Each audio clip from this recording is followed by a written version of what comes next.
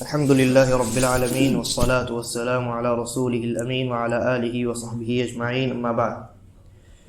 کتاب الصلاۃ میں یہ باب الاذان ہے۔ ابتدائے اسلام میں جب مسلمانوں پر اللہ تبارک و تعالی نے نماز کو فرض قرار دیا، ہجرت مدینہ کے بعد جماعت کے ساتھ نماز پہلے فرض ہو چکی تھی، لیکن ہجرت مدینہ کے بعد مدینہ میں نبی اکرم صلی اللہ علیہ وسلم کو یہ پیغام دیا گیا کہ اب مسلمانوں اور مسلمان مردوں کو بالخصوص جماعت کے ساتھ مسجد میں نماز ادا کرنا ان کے لیے واجب ہے۔ تو اس موقع پر یہ مسئلہ پیش آیا کہ مسلمانوں کو جمع کرنے کے لیے مسجد میں کس طریقے کا اہتمام کیا جائے، کیونکہ اس زمانے میں آج کی طرح ہر انسان کے ہاتھ میں یا پاکٹ میں گھڑیاں نہیں ہوا کرتی تھی۔ تو بعض لوگوں نے مشورہ دیا کہ ڈھول بجا دیا جائے، جیسا کہ نصرانی کرتے ہیں۔ بعض لوگوں نے مشورہ دیا کہ باجا بجایا جائے، جیسا کہ یہود کرتے ہیں، اور بعض لوگوں نے مشورہ دیا کہ آگ جلا دی جائے، آگ کو دیکھ کر کے سارے لوگ جمع ہو جائیں، اور یہ طریقہ مجوسیوں کا تھا۔ تو نبی اکرم صلی اللہ علیہ وسلم نے ان تمام طریقوں کو مشرکین اور کفار سے مشابہت کی وجہ سے رد فرما دیا۔ اس کے بعد حضرت عبداللہ ابن زید ابن عبد ربہ رضی اللہ عنہ وہ فرماتے ہیں کہ ایک مرتبہ میں سویا، اسی دوران تو میرے پاس خواب میں ایک شخص آیا، اور اس شخص کے ہاتھ میں ایک باجا تھا۔ تو میں نے کہا کہ یہ باجا مجھے دے دو۔ اس نے کہا کیا کرو گے؟ کہا کہ ہم اس کے ذریعے سے جماعت سے نماز کے لیے لوگوں کو جمع کرنے کا کام کریں گے۔ تو اس نے کہا کہ میں تمہیں اس سے بہترین چیز بتلاتا ہوں۔ چنانچہ اس شخص نے اذان کے جو کلمات ہیں، اللہ اکبر اللہ اکبر اللہ اکبر اللہ اکبر، اذان کے کلمات تکبیر سے لے کر لا الہ الا اللہ تحلیل تک مکمل بتلائے۔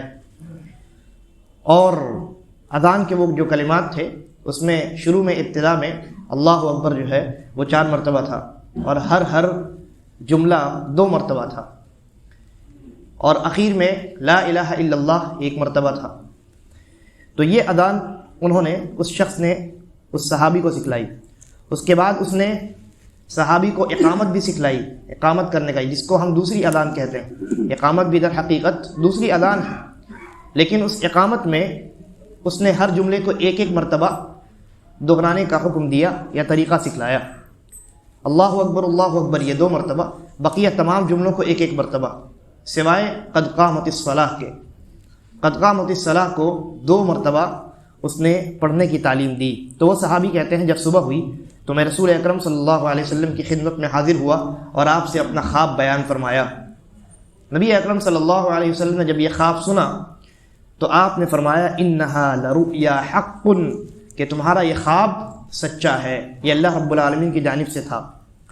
اس کے بعد حضرت عبداللہ ابن زید ابن عبد ربہ سے اللہ کے نبی صلی اللہ علیہ وسلم نے یہ فرمایا کہ ایک کام کرو، اذان کے یہ جو کلمات تمہیں سکھلائے گئے ہیں یہ جا کر کے حضرت بلال کو سکھا دو، اس لیے کہ حضرت بلال کی آواز تم سے زیادہ بلند ہے، وہ اذان دیں گے تو بہت دور تک آواز پہنچے گی۔ تو انہوں نے جا کر کے حضرت بلال رضی اللہ عنہ کو یہ الفاظ سکھا دیے۔ اور ایک دوسری روایت کے اندر اتنا اضافہ بھی ہے کہ اللہ کے نبی صلی اللہ علیہ وسلم نے حضرت بلال رضی اللہ عنہ کو یہ حکم دیا کہ فجر کے وقت جب آپ اذان دیں تو وہاں حی علی الصلاۃ حی علی الفلاح کے بعد الصلاۃ خیر من النوم کا اضافہ بھی کر دیا کریں۔ اب حضرت بلال رضی اللہ عنہ کھڑے ہوئے اذان دینے کے لیے، تو جب حضرت بلال رضی اللہ عنہ نے اذان دی تو حضرت عمر نے سنی۔ حضرت عمر بھی آئے اور اللہ کے نبی صلی اللہ علیہ وسلم کو فرمایا کہ اللہ کے نبی، یہ جو حضرت بلال نے اذان دی ہے بالکل یہی الفاظ آج میں نے بھی خواب میں دیکھے ہیں۔ تو اس طریقے سے 2 صحابیوں کے سچے خواب کی بنیاد پر اذان کے کلمات انہیں سکھلائے گئے، لیکن اذان کو مشروع ان کے خواب کی وجہ سے نہیں دیا گیا، بلکہ نبی اکرم صلی اللہ علیہ وسلم کی تصدیق کی وجہ سے دیا گیا۔ جب وہ خواب بتلائے گئے تو اللہ کے نبی صلی اللہ علیہ وسلم نے تب جا کر کے یہ حکم صادر فرمایا کہ تمہارا خواب سچا ہے اور آج کے بعد سے اذان کو ہی نماز یعنی جماعت کے ساتھ لوگوں کو جمع کرنے کا طریقہ بنا دیا جائے۔